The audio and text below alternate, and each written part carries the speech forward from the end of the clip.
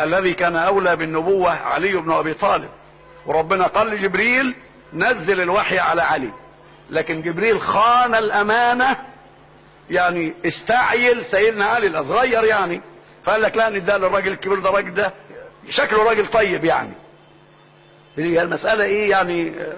المهم، فهم يقفون امام قبر النبي عليه الصلاة والسلام يقولون خان الامين، خان الامين، خان الامين. يعني والله ما كنت تستاهل انك تبقى نبي، لكن يلا زي بعضه. في الحج بيقولوا كده. مين؟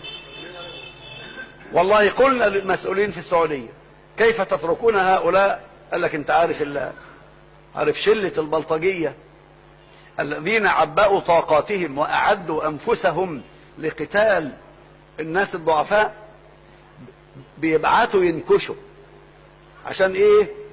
نمسك واحد فيهم نحبسه، تلاقي الدنيا هاجت، وإيران والشيعة في إيران وفي سلطنة عمان وفي دبي وفي البحرين وفي يعني هيجان غير عادي.